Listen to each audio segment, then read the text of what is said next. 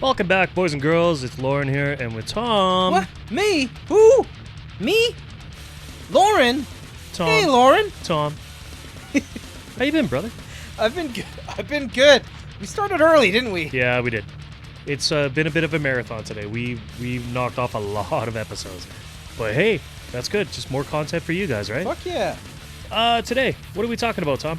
We're talking about TV and movie games. Oh, hell yeah. What are we going to call it? Intellectual property and any movie-based property. I had a hard time with this list. I don't know about you. I did have a very hard time with this list. I only have one honorable mention, and I had like fucking 8. Oh, really? I had 8 of them. Because I have 3. But it's cool because we can talk about it in one big group.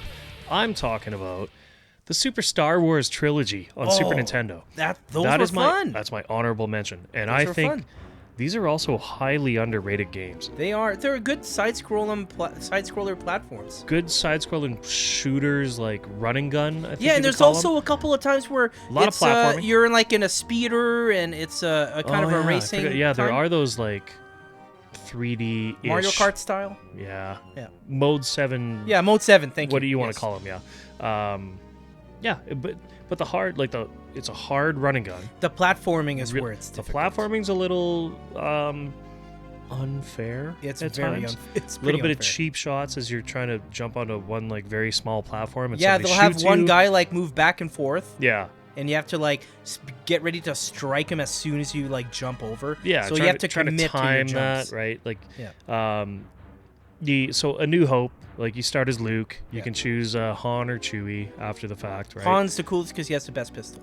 I agree, right? Chewie's crossbow is really powerful, but it's slower. The one thing that Luke has is his lightsaber when he jumps from platform to platform. Yeah, but it's not at the beginning of the game. Yeah. It's it's only after you go through the Obi-Wan shit, right? Yeah. And then, yeah, he's OP. Yeah. The land speeder level, the X-Wing level, jumping up the sand crawler, that's where a lot of people gave up, actually, is the sand crawler level. Or at least that's when your rental period ended up and you had to take it back.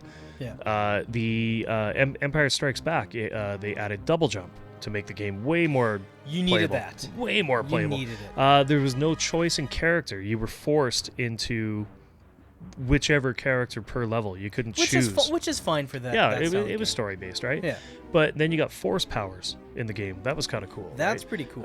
You could block fire with your lightsaber. Yeah. That was Yeah, made you can the game deflect them back. a little easier. Yeah. I'm not gonna lie. Yeah. The Return of the Jedi, Leia and Wicket, the little Ewok, Yes. were added as playable. Leia had a different weapon based on when the story was, right? Like on the slave barge. What, you mean her bikini?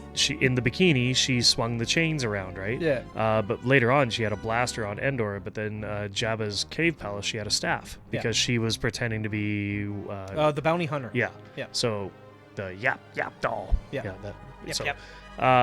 Just hey, cool game, man. It's a very good honorable mention. If you were lucky to have rented and played all 3, then you know happiness. Yeah. That's it. That's a good one. That's my honorable. I like it. Giver. Mine is the Lord of the Rings games that came out for the PlayStation 2 and then eventually Xbox. I'm going to quickly talk about the 2002 Fellowship of the Ring game because there's a lot of confusion with some fans out there. As to which one's good and which one sucks ass. Yes, so 2002 Fellowship of the Ring was published by Black Label Games and Sierra and developed by Surreal Software. It was based on the novel and it sucks and should never be played, period. Yes. Now, the reason that EA could not release a game called Fellowship of the Ring is that they would have to wait a whole year until they could use that name. Use the rights. So they decided to release a game called The Two Towers in 2002, which involves the Fellowship of the Ring in the game. So you can play the first movie and second movie, and they show you the cinematics in between each mission that you're going to pass. It's a awesome hack and slash of Fellowship and the Two Towers. You can play as Aragorn, Gimli, and Legolas, and you're going to want to do this 2 players because it is so much fucking fun. Eventually, a year later, they would release Return of the King. It's the same thing as the first game in the series, which is Fellowship and Two Towers. and therefore is also a perfect hack and slash game. These two, technically just two titles. The first one sucked. Okay, no, that's fair. Yeah. Sir, what is your number 5? My number 5 is for Super Nintendo, released in '93, made by Capcom. It's Aladdin. This is gonna be It's spicy. a good one. Is it? Is it the Super Nintendo or the Genesis? So That's better? apples are your best friend in this game because the Super Nintendo refused to allow Aladdin having a sword. You collect up to 10 red gems, find the chest that has a flying scarab, grab it before it disappears to make the genie appear to have a bonus level. You can appear. It will appear on a screen like a spin the wheel type bonus game, and potentially get some extra lives. Worth $36 nowadays. This game, so not that expensive. No. And I'll go on the record with you. I actually prefer the Super Nintendo version. I know the Genesis people will be because of the sword. Yeah. You have a sword instead of having to throw apples to bop people. Hey, it's also deal with it, man. The game's just better. Escape the Cave of Wonders on Magic Carpet looks amazing. Yeah. Right? Like getting out of that cave on the carpet. Oh yeah. That was a dope fucking mission. Oh yeah, dude. I love that game. They re-released it in 2021. The only part of the game that sucks to me is the auto-scrolling whole new world on the Magic Carpet. Oh yeah, that's fucking bad. You're just trying to collect the red apples or the red gems, like the red gems. Yeah, I could literally do without that entire level. That's it. And that was your number 5? Yep. My number 5 is also a Super Nintendo game. It's made by Ocean, which blows my mind. Oh, that company is hit and miss, man. Yes. This was a hit. Especially for how early on. Okay, this is pretty early in the Super Nintendo's life. I love the Addams Family for Super Nintendo. And yes, Addams Family Values is probably the better game. Pugsley Scavenger Hunt is really fun. Addams Family Values is more of a Zelda style. I love the platforming in this game. This game it came out when we really needed it, when there was nothing else to play. It looked like a sequel to Fester's Quest almost. We definitely, that was Addams Family Values. Yeah. It had more of the Zelda style. This one, it was all new, all on its own. You're essentially going through the mansion as Gomez. Your whole family's been kidnapped, and you're trying to find them. And you have you can choose your order by going through the mansion and choosing a door. But everybody unlocks the piano room for you to go and find Morticia, which is the final level. So you can choose who you want to save first, but Morticia is always last. The game is actually surprisingly fun. Controls pretty tightly. It was what we needed during that lull when there was nothing on the Super Nintendo. This came along and it was like, well, I guess I'll rent it. What year again? 92. 92, okay. Yeah. I would say, we rented it with lowered expectations, and we were all pleasantly surprised. Anybody that played this game, I've yet to meet somebody that doesn't like it. It's pretty fun, so it definitely needs to be on the list. Even though there's better ones, like Addams Family Values is. It's a Zelda clone, but does it deserve to be on the list? Because you just got Zelda, Yeah. This game I prefer. My number 4. What is your number 4? My number 4 is the most surprising game on this list for me. Mostly because I actually played it on PS4, but I've heard it's better on Xbox One, but I never had one. But hey, I see one right there on the shelf for you. Yeah, we got two. Two there. Hopefully you've played this. Developed by Avalanche Studios, released September 2015. It's Mad Max. Oh, that one looked really pretty. Oh, dude. Yeah. Now, I'm just going to get the knock on this game out right away. A lot of games that came out in this, 2015 to 2017, well, actually, 2012 to now era, is so fixated on having this world. Sandbox world? A sandbox world. Yeah. Where they try to build this huge narrative, but then go, oh, by the way, you can do whatever the fuck you want. Yeah.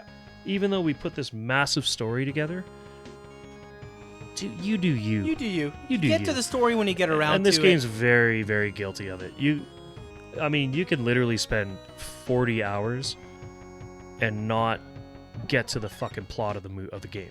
Yeah. You know what I mean? That said, it takes its own direction. It doesn't follow any of the Mad Max movies like to a T. It takes the world and then creates its own narrative. And I think it's better for that. I think so. So it's essentially as the whole. It's like the trilogy. It's the Beyond Thunderdome, the new ones. Like it's just kind of Fury Road. Fury Road, right? It's very heavily based on Fury Road. Yeah, it's definitely getting the aesthetic of Fury Road. Yeah, but there's still that old matter in there. The right? old Mad Max matter. Like this game is like straight up. It is car combat, limited ammo. So you got that desolation feel, like the post-apocalyptic. You can use a harpoon though to like pull armor off the car, or you can use the harpoon to like literally take a wheel off the car, and then they're fucking incapacitated. They can't follow you anymore, right? And that's part of what this game is you roll into like a new guy's turf, and they immediately start attacking you, right? It's pretty wild. And then you got what's his name, your sidekick there, Chum Bucket. Chum Bucket is the guy that rides. It's like a Camino, like El Camino style car, and he's in the box. But you can always like tag him in, and he'll drive while you whip out the wheel, and you've got your sniper rifle or your shotgun. And like some of those, like where you're taking over somebody's base, and he's driving the car while you're out across the hood and fucking picking guys off with a sniper rifle. Bruh. This game is fucking fun, man. It's fun. So yeah, this deserves to be in my list, man. Like it's good. At Some the end of new the day, games are good. Yeah, and I mean, as much as I like to bitch about these like open sandbox games that really have no drive, like towards the end of a plot, I have 2 of them on my list. So why not? Maybe they're not wrong, man. I don't know. That's my number 4. That's a good number 4. I like it. Your number 4? My number 4 is The Adventures of Batman and Robin for Super Nintendo. Okay. Released December 5th, 1994, dev and pubbed by Konami, it drew a lot of inspiration from the Batman and Robin animated series. Like from the level design to the enemies and bosses, it's very heavily based on the TV series that came out during the mid-90s. The graphics keep the art from the series, which I love. Yeah. Like it's that newer style of Batman. It's not the cleaner old style of Batman. The clean animation. Yeah. And the overall awesome eerie atmosphere. Some nice brain-boggling challenges, especially during boss fights, and phenomenal soundtrack. Like they got the same composer from the goddamn TV series to compose the music for the video game. No way. Like how else can you say that attached, right? And this game gets more expensive as years go on. Right now, if you want a loose copy of this, it's $150. Holy shit. Used to be inexpensive, but people realize as the age goes on what they games are really worth it. Yeah. Eventually, this game is going to skyrocket as a $500 loose copy. Like, it's going to happen. Yeah. But yeah, that's my number 4, Adventures of Batman and Robin. There's very self-explanatory, side-scrolling platformer beat 'em up. You got that right. Sadly, only single player. I mean, if there's enough there, I get it. And that was kind of a thing still in the Super Nintendo era, having single player. Yeah. I mean, but you still... They did the same thing that Final Fight 1 did. So. Yeah. Which I don't love. Do you want to hear my number 3? Yes, sir. Star Wars Battlefront 2! I was a little nervous there. As soon as you said Star Wars, I was like, oh, shit. But Star Wars we're good. Battlefront 2, October 28 of 2005. Developed by Pandemic Studios, published by LucasArts. It's the sequel that surpasses the first game, with more and better vehicles, improved game mechanics, and 24 maps. Like, it was a vastly much bigger game. There's more of a narrative-based campaign. You can now use heroes of the Jedi and Sith, whichever side you choose to be with. And you can now sprint and forward roll, which you could not in the previous game, which is kind of a game changer when you can do that. When you get shot at, right? It sold over 14 million copies. Wow. It turned online capabilities back on Steam in 2017, because it used to be off for quite a number of years. Right. You can pick as the Clone Wars battle, which means the Galactic Republic versus the Confederacy of Independent Systems, or you can be the Galactic Civil War, which is Rebel Alliance versus Galactic Empire, which is what all us old school gamers know of. You can pick from 6 different classes, has a specialty class and your hero class. LucasArts wanted the second one to be such a banger that they would scroll through hundreds of fan forums to gain feedback from the first Battlefront. Huh. This game is still only $20 to this day, and I highly suggest it to anyone who has never played this game before, especially if you guys are looking to do a LAN party with a bunch of Xboxes. You can land this from 360 to Xbox One to Xbox X, no issues. Huh. Really? And I found that out last time I did LAN on this. No way. Yep.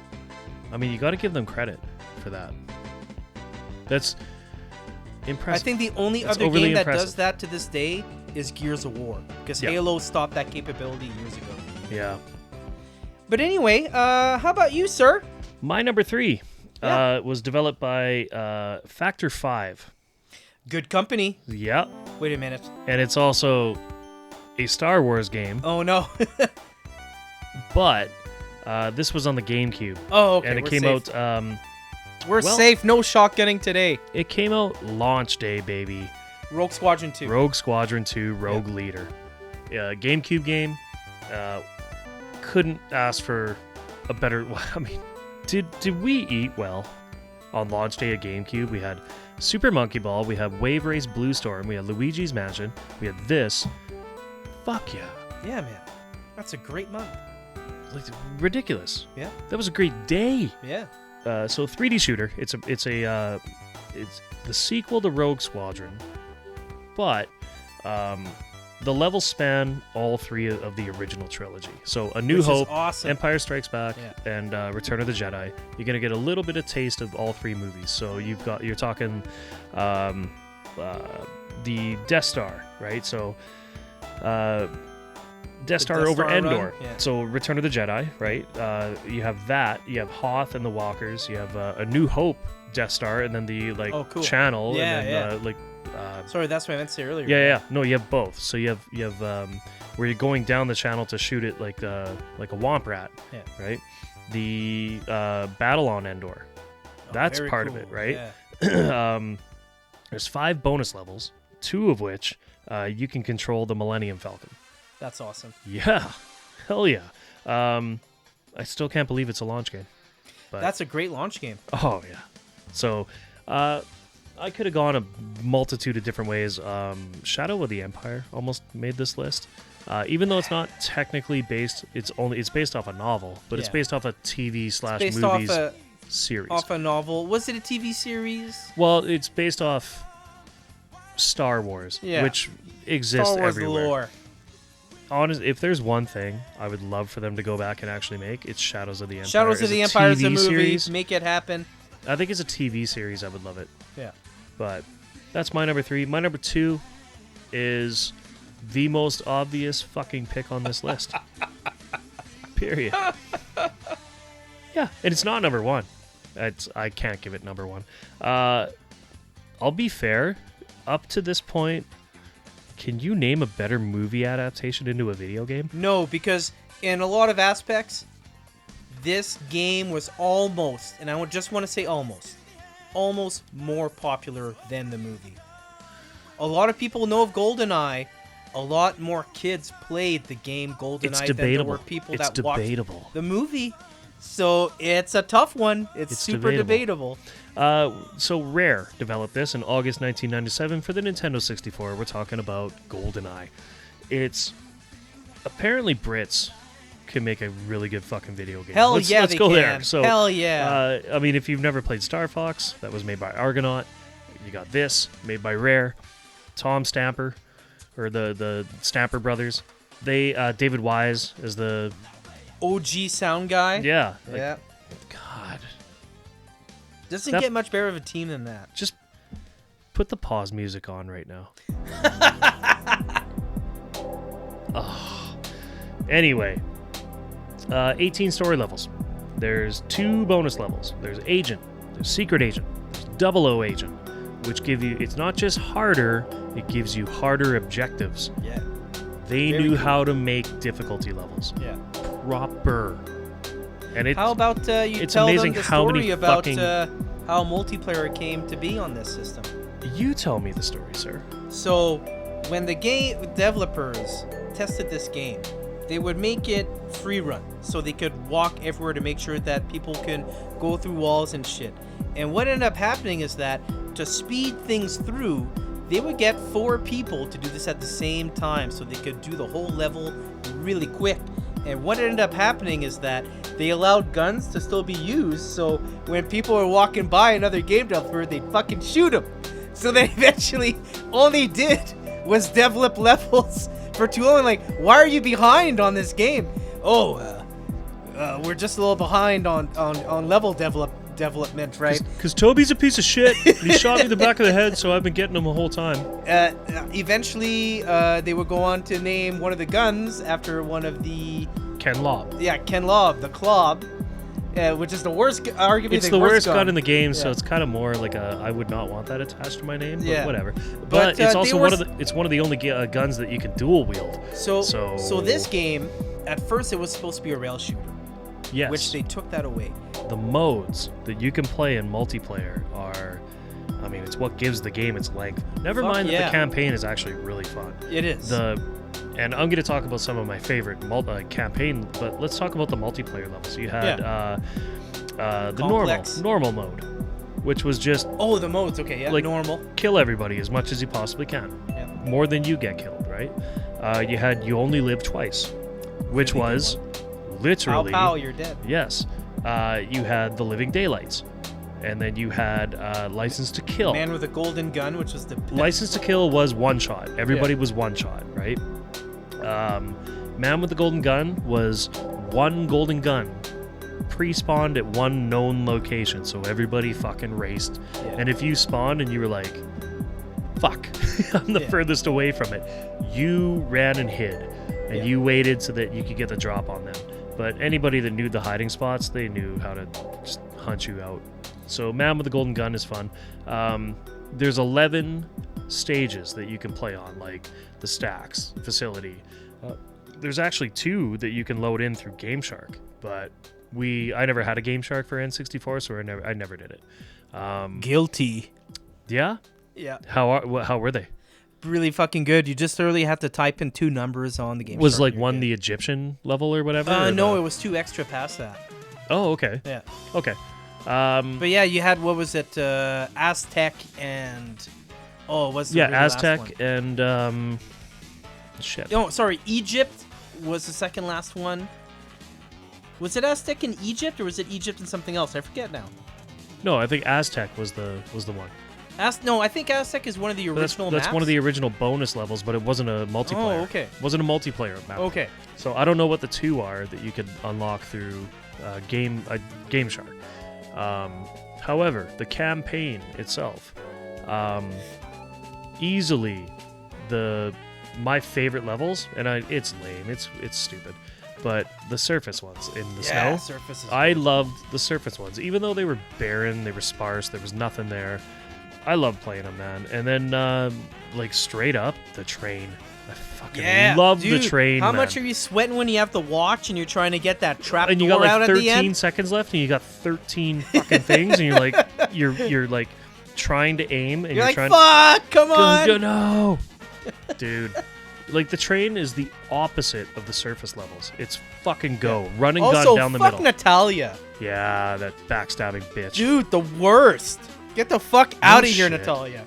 That game, I could go back and play it right now if the controls didn't absolutely suck by today's standard. Did you ever do the dual N64 I controller did, yes. controls? The Honey 1.1 or whatever it's called, yeah.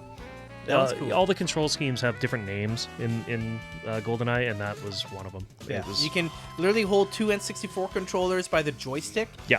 And you can look up, down with one and aim with the other and use both Z. And I think you cycled the guns with the right trigger, and then... Very cool. Yeah. But if you dual wield, both triggers both triggers? Yeah, they both shoot. Okay. Yeah. That was my number 2, sir. That's a great number 2. What is your number 2? My number 2 is Ghostbusters the video game, released June 16, 2009, and remastered for Xbox One version in 2019. Thank God. Like a decade later. It's great. It's such a great game. Let me get into the development of this game. First off, thank fuck you're not talking about the NES one. No, no. So, it was delayed by over 2 years due to multiple publishers changing hands and development changes. In 2006, Zootfly started working on Ghostbusters without the licensing. In 2007, Vivendi Games and Terminal Reality picked it up, but merged with Activision, which merged at the time with Blizzard, putting development in limbo by fall of 2008. In July of 2008, Activision Blizzard announced 5 Sierra games would be released through Activision Blizzard. Ghostbusters was shelved. It did not seem like it could make enough money to be released. October 2008. October 2008, Infogrames, the parent company of Atari, picked up finally the publishing rights. Now the game was finally gonna start being made, right? 2008. This game was gonna be released in 2009, and it changed hands 4 fucking times already. Anyway, you play as a Ghostbuster recruit in this third-person shooter, and you can update your proton pack throughout each fucking mission. Okay. The game plot is set 2 years after the movie Ghostbusters 2, which is cool. So technically, this is like your third Ghostbusters movie. Right. Before the third Ghostbusters movie came out. Yeah. You're Dan Aykroyd, Harold Ramis, Bill Murray, Ernie Hudson. They all fucking signed on this. They all lent their voices for this. No game. way. And so this might have been one of the last things that... This is the last thing they worked on together Yeah. because when they re-released it in 2019, they put out, thank you, Ramis, for doing this, Ramis, and Aykroyd... Godspeed, Egon. Yeah, and Dan Aykroyd and Harold helped do the script for this game, which is why I think this is your essential third Ghostbusters movie. Yeah. And over 3 million copies sold of this game. Main bad guy is Ivo Shandor, the architect from the first movie, which we never heard above since. Right. So that was really cool that you finally got to see the evil architect that made the building that Gozer and whatnot are at the top at the end of the movie. And the total development cost for this game was $20 million. Holy cow. Which is a lot for 2009. You can now get this game for $25. Huh. And it is a great movie tie-in game. Just go. There's some cinematics, but what you really want to hear are the Ghostbusters talking throughout this game.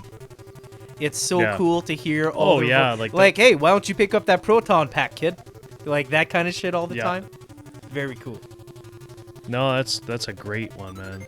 But that's my number 2 because it's a really the most fun Ghostbuster game in my opinion, and to me, the third Ghostbuster movie that didn't suck. Besides the pinball game, right? Yeah, besides the pinball game. Oh man, that's my number 2. No, that's a great one. Yeah, that's a great one. Your number 1. My number 1. Released October 17, 2005 by Rockstar Toronto. The Warriors. Mm-hmm. It was directed by Greg Bick, who took charge of GTA 2 and B.O.B. for SNES, Bob, and he also took care of Bully. This game made $37 million, which is like, this game fucking sold out. Like, is this movie well known now? Yes. Is it well known because it was bought a lot? No. Not a lot of people bought this fucking movie. No, it got memed the fuck out of. Yeah. And this game took 4 years of production to make. Holy shit. It's a long game. It's a co-op masterpiece. You play as all 9 warriors.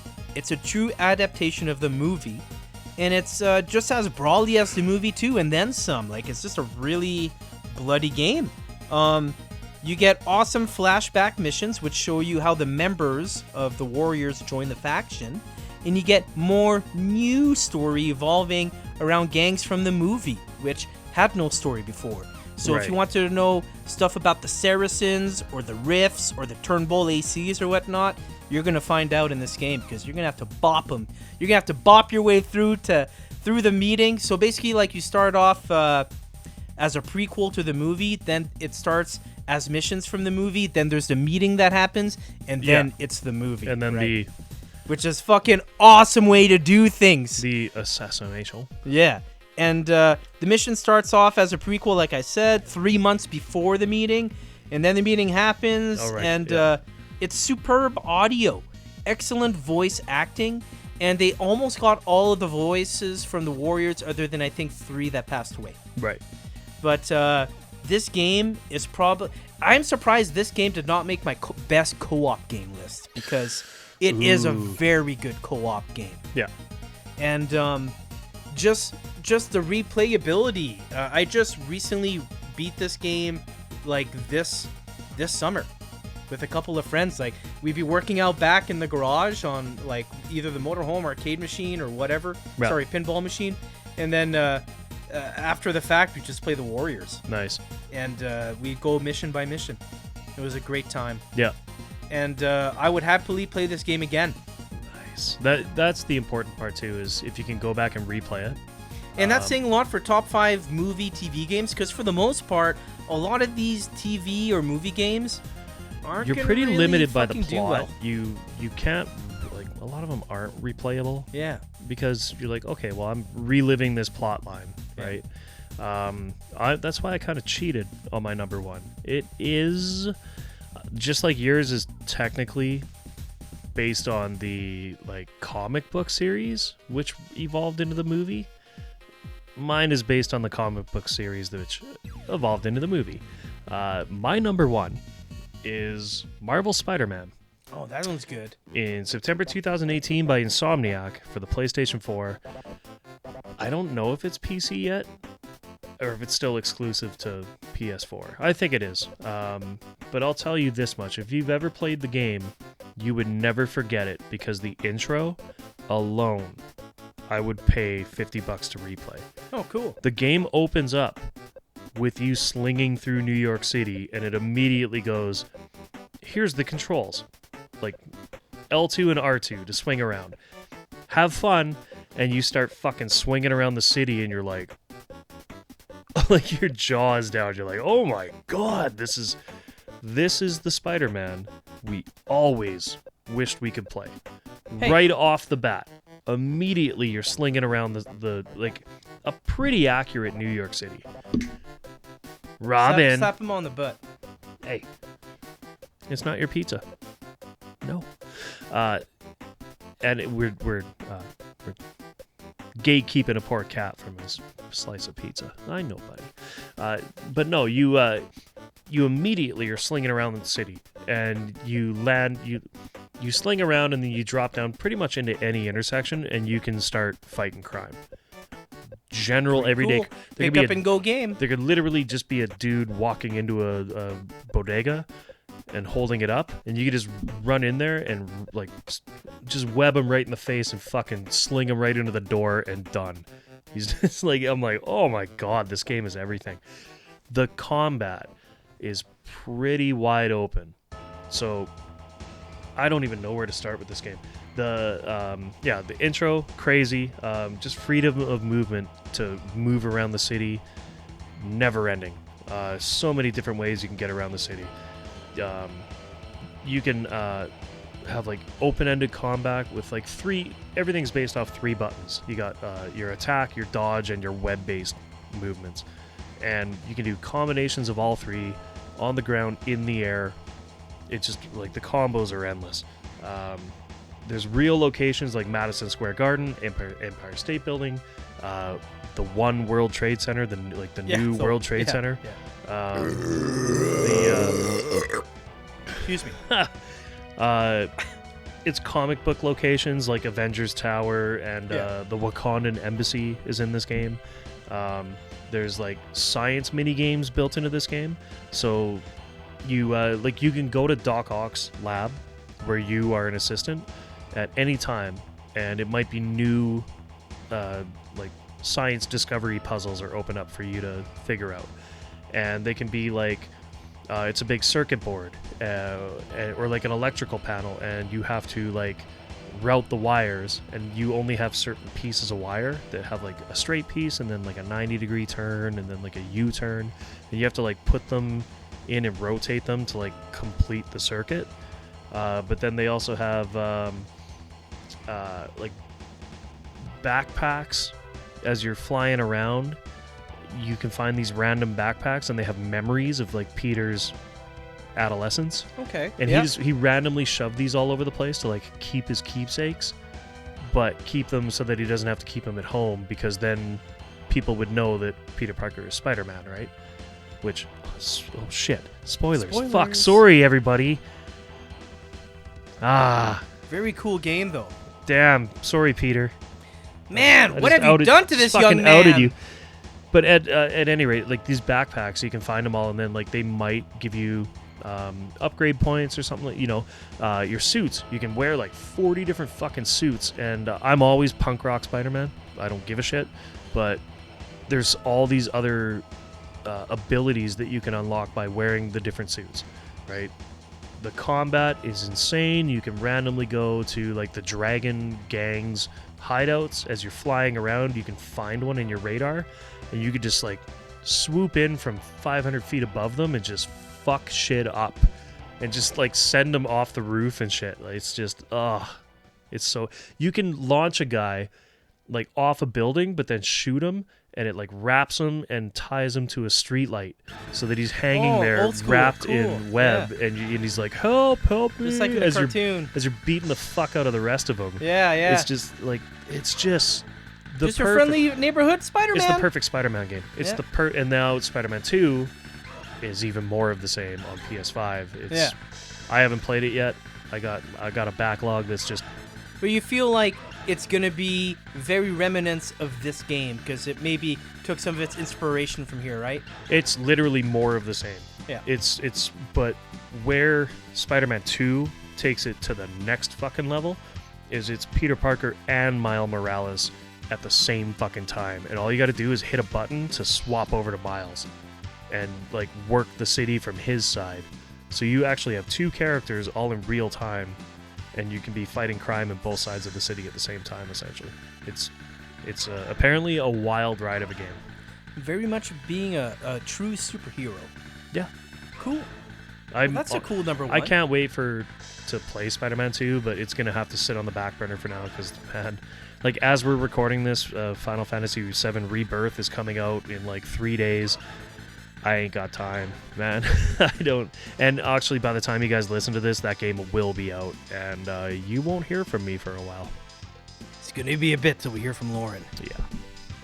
But hey, that's my list. And that's my list. And you might notice I purposely tried to avoid cartoon games, because that might be an upcoming episode. I think that might be an upcoming episode. Yeah. Well, thanks for joining me again for another Top 5 list, Lauren. Brother, I had a great day. Hopefully everybody listening did as well, and leave comments. Let us know how we did. Yeah, let me know what your top 5 movie or TV show games are. I'd like to know. Yeah, me too. As long as it's not Jeopardy or Wheel of Fortune. But hey, until next time, brother. Bye. Bye.